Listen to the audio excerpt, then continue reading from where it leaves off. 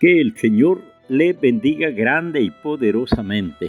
Este es nuestro espacio formando discípulos para Cristo. El tema que hoy compartimos: los cristianos tenemos que ser coherentes. Base bíblica, Santiago capítulo 3, versículo del 10 al 12.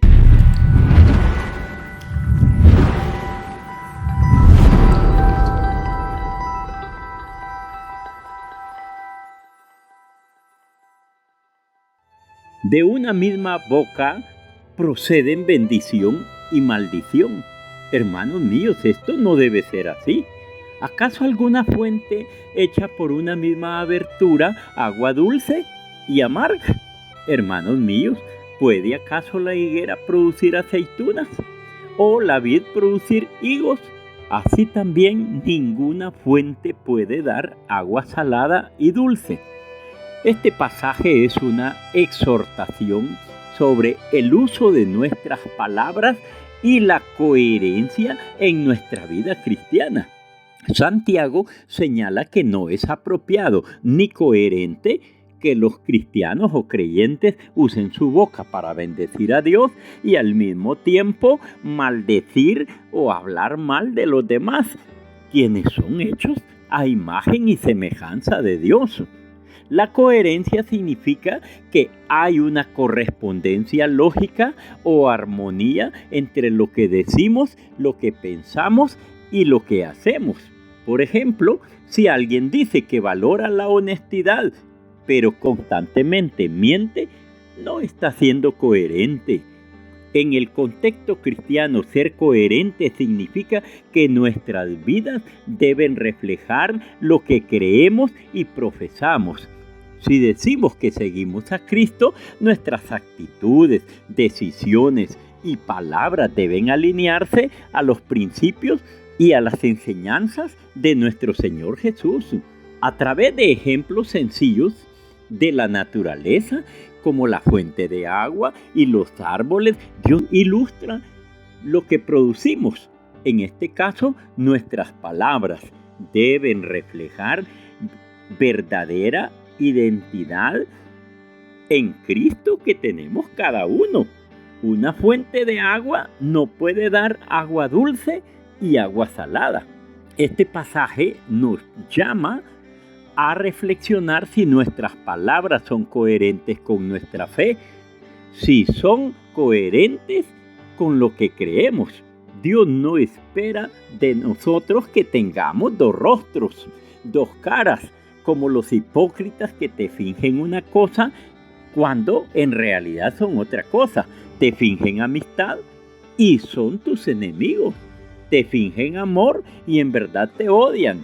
Se alegran aparentemente por tus triunfos, por tus éxitos, pero en verdad se están muriendo a causa de la envidia que te tienen. Quisieran verte fracasado.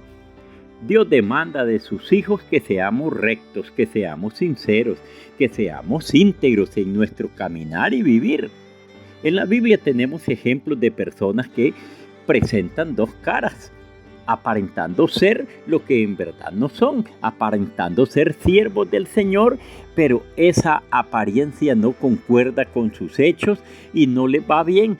Tienen paga de parte de Dios. Ejemplo, los fariseos y escribas, según Jesús, frecuentemente los acusó de hipócritas. Y usted lo puede leer en el libro de Mateo capítulo 23 del 27 al 28. Donde les dice: ay de vosotros, escribas y fariseos hipócritas, porque sois semejantes a los sepulcros blanqueados, que por fuera a la verdad se muestran hermosos, pero por dentro están llenos de huesos muertos y de toda inmundicia.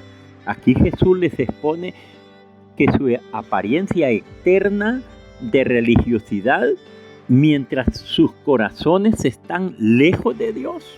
Entonces no concuerda, no hay una coherencia entre aparentar ser aquellos religiosos que aman a Dios y con sus hechos están demostrando lo contrario. Otro ejemplo, Ananías y Zafira.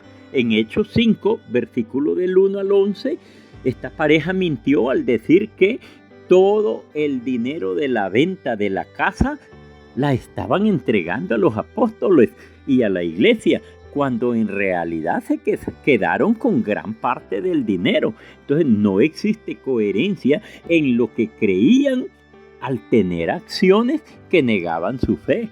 Otro ejemplo, el rey Saúl, en 1 Samuel 15, del versículo 13 al 23, Saúl pretendió obedecer a Dios al decir que había cumplido el mandato al destruir completamente a los amalecitas, pero en secreto él se guardó lo mejor del ganado. Guardó por allá, escondió al rey Agag. Su desobediencia, disfrazada de obediencia, lo llevó a perder su reino. Otro ejemplo es el caso de Pedro y su conducta en Antioquía. En Gálatas 2, del 11 al 13, Pablo reprende a Pedro porque actuó con hipocresía al comer con los gentiles, pero luego se apartaba de ellos cuando llegaron algunos de Jerusalén. Su actitud influenció negativamente a otros creyentes. No había coherencia entre la fe de Pedro versus las actitudes que estaba teniendo. Había una desconexión entre sus acciones y la fe que profesaba. Te voy a poner ejemplos sencillos de coherencias en nuestra vida cristiana, donde nuestras acciones, palabras y pensamientos deben reflejar nuestro compromiso con Dios. Estos son ejemplos más específicos, más sencillos. Número 1, el amor al prójimo. Si decimos que amamos a Dios, pero mostramos indiferencia o incluso hostilidad hacia los demás, no estamos siendo coherentes con lo que dice la Biblia sobre amar al prójimo.